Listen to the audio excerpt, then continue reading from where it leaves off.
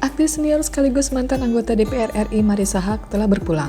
Kepergiannya membuat banyak orang terkejut mengingat sebelumnya ia masih sering memperlihatkan aktivitas sehari-harinya.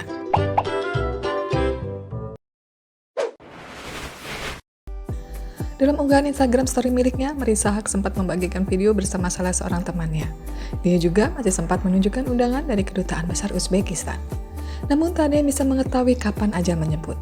Aktris yang juga berkiprah di dunia politik tersebut wafat pada Rabu 2 Oktober 2024. Kabar duka ini dikonfirmasi oleh pihak keluarga kepada media pada dini hari sekitar pukul 1. Adik Marissa Haque, Soraya Haque, mengungkapkan kronologi kepergian almarhum sang kakak.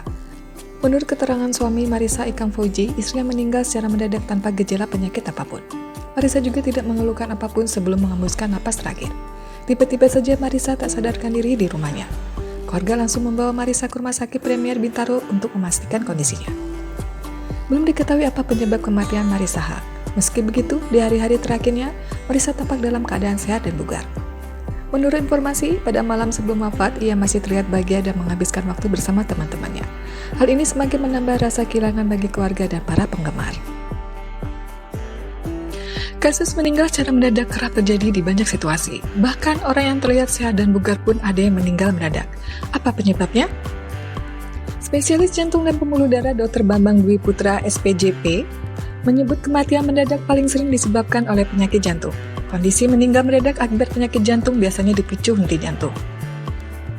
Dr. Bambang Dwi Putra juga mengatakan bisa tiba-tiba seseorang yang pingsan atau meninggal mendadak saat berolahraga, atau punya pengalaman kolega ambruk saat rapat dan meninggal mendadak. Kejadian tersebut kita sebut sebagai henti jantung. Kematian jantung mendadak adalah kematian yang tidak terduga dan mendadak dalam waktu 1 jam setelah timbulnya gejala akibat penyakit jantung. Hal tersebut umumnya disebabkan oleh hilangnya fungsi jantung untuk memompa darah akibat henti jantung.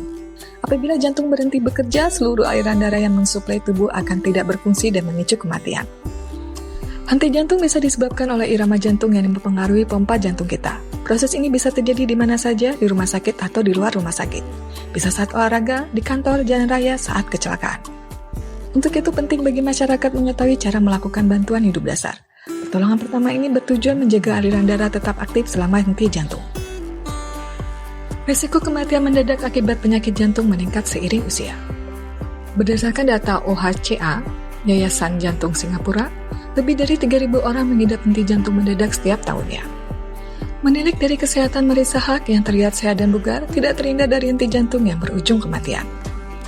Kematian akibat penyakit jantung bisa terjadi karena aktivitas fisik berat dibarengi dengan masalah jantung yang tidak terdiagnosis. Seperti gangguan otot jantung, masalah pada sistem kelistrikan jantung, infeksi yang melemahkan otot jantung, atau kelainan kongenital dari pembuluh arteri koroner.